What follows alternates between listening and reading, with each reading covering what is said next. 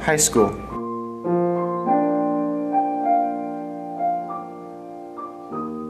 Four years of friendship.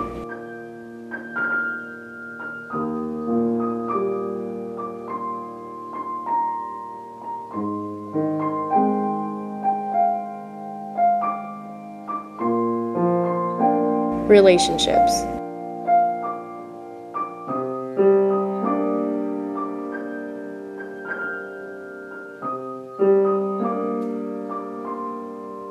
Academics.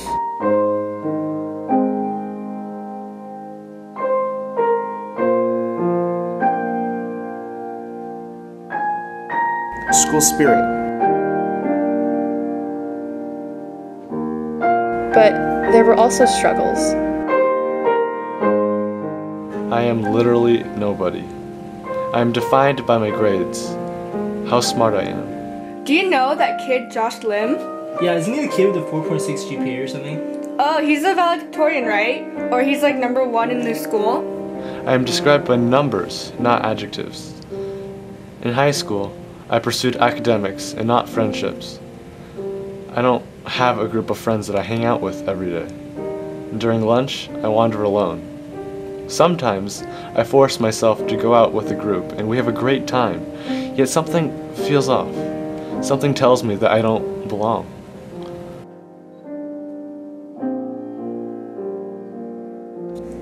I was so trapped. I was a character who needed to escape these pages and move on to the next, but I couldn't. I didn't realize I felt that way until I took a step back and really took a good look at things. This long-term relationship I was in started to negatively affect me and the people I cared about.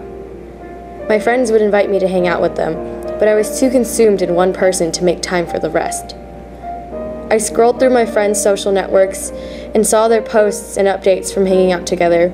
I could see all the food they ate, all the places they went, but the only thing I really seemed to notice was my absence.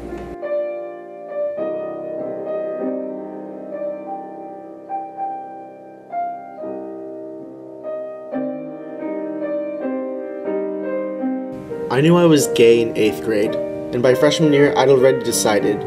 I decided I would take my secret to the grave. I'm not sure if you can grasp the gravity of that. I was prepared to lie for the rest of my life. Think about it, a lie a day, 365 days a year, 60 more years left to live, give or take. That's more than 20,000 lies in a lifetime. One day last year, I had a breakdown. I was studying into the night. I had so many deadlines the next day, so many tests to study for, too much on my plate. I began to question why I was doing this to myself. I felt like an author who forgot how to pick up a pen. The weight of writer's block bound me, and I couldn't write my way out of these paper chains. My other friendships were limited with the oppression and control that emanated from the one who should have supported me, but did so in an unhelpful way. Lying is like painting. No matter how many layers you put over a lie, thin layers of color and truth and memories and time, the lie remains below, darkening the entire canvas. The lie never dries, it only congeals over time, like coagulated blood, staining every moment of your life. Marlowe was right. A lie tastes like death. It's a darkness, the nightmare I chose over being honest with myself and my sexuality. I didn't have someone there for me. I didn't have a best friend I can go to. My thoughts gradually became more and more negative. Why are you doing this? What's the point? You're just a nobody. I looked back at the past X amount of months I spent with this person, and all I felt was anger. Why did I waste so much time? The photos showed happiness where happiness didn't exist. I needed a way out. I was caged, and I wanted to break free. I remember junior year, our entire class was against Dimsdale. Shame on him for deceiving his congregation and himself, while Hester was shunned by the people of Boston. But in Dimsdale, I saw me.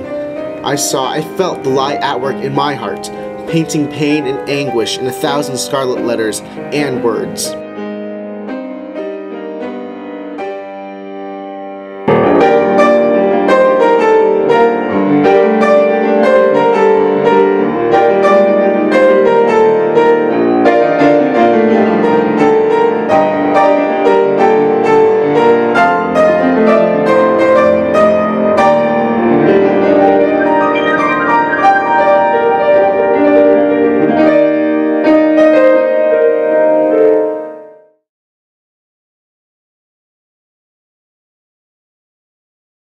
I learned balance. Grades and tests weren't everything in life. I started doing things I loved. I learned independence. I wouldn't be controlled any longer. I would be the author of my own life.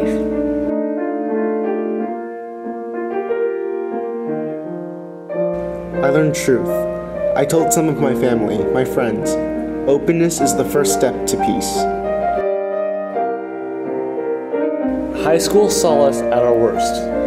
But in a sea of our frustration and failures, we found ourselves. We picked up the pieces of dreams and built a lighthouse for music and paintings and words. The greatest lesson high school gave us is that everything will pass. Time heals every scar that life leaves on our hearts. There will always be messiness. But when we wash away the confusion and tears, we can find moments to enjoy, cherish, and love.